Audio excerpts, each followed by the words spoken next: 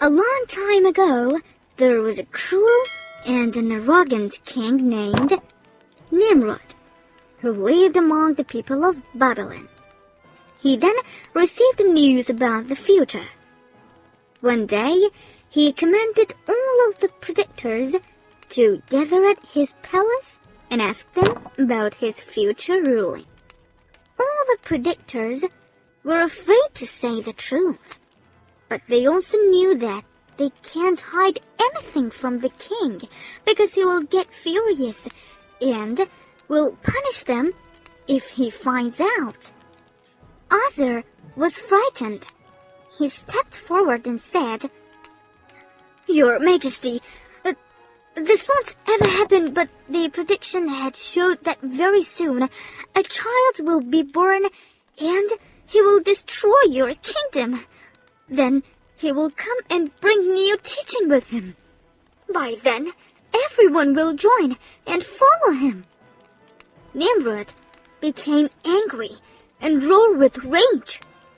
He was scared to lose his power, so then he commanded to kill every newborn baby boy. Waraka was pregnant and stayed in her house because she was afraid of the Nimrod's spies.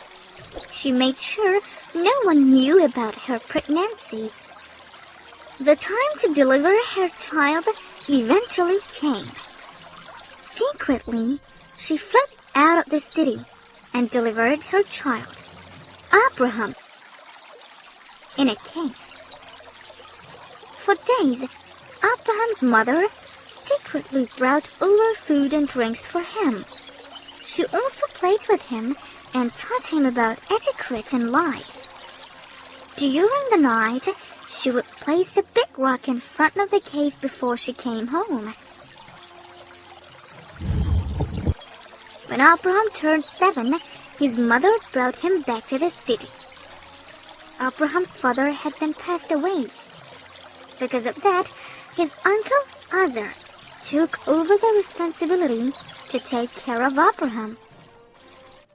Ibrahim was just like his father, worshipping one god.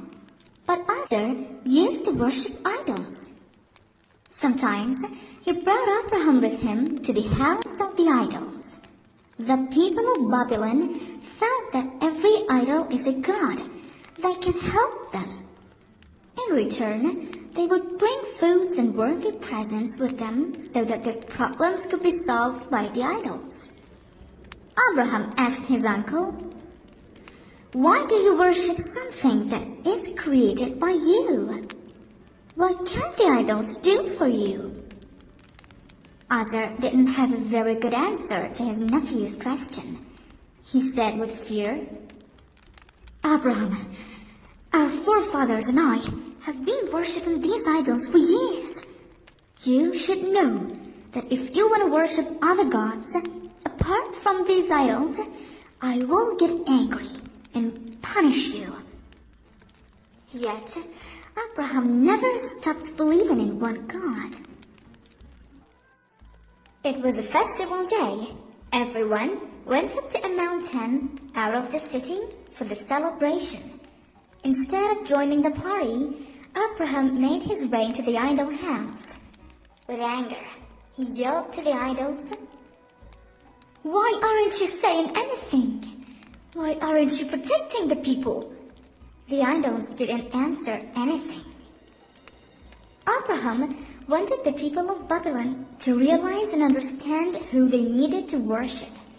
Abraham then took an axe and broke all of the idols except for the biggest one.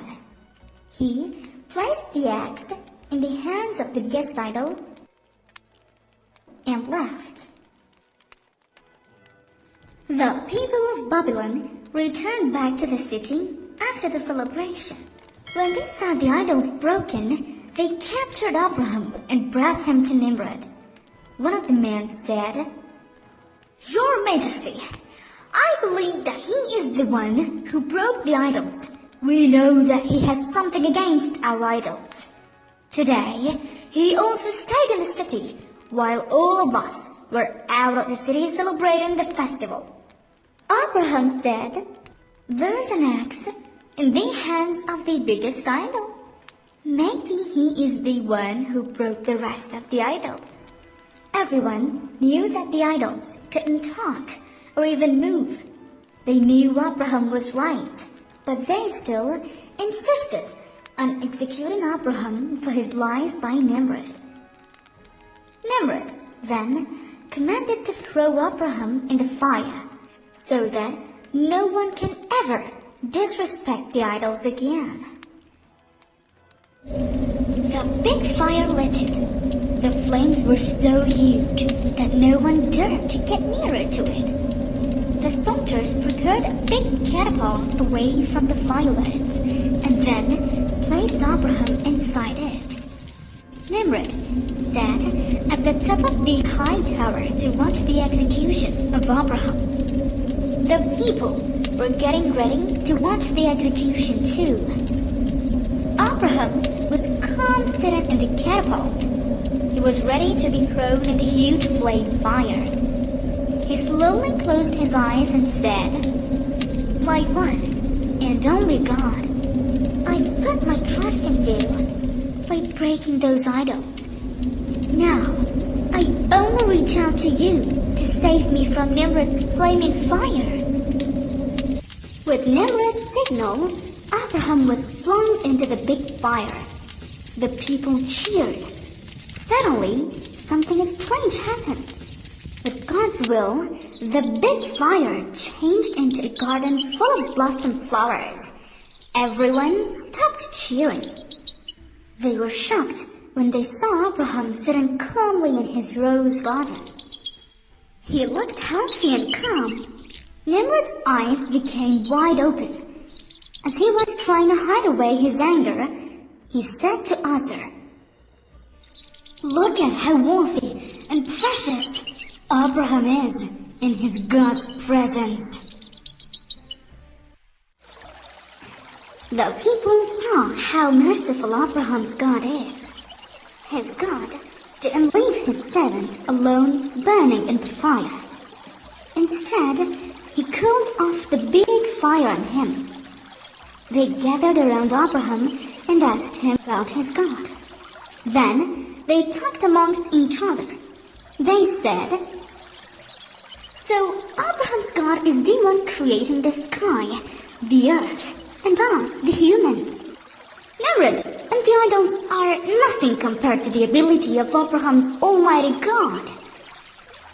In the end, more than half of the people gladly accepted Abraham's teaching and started to worship the one God.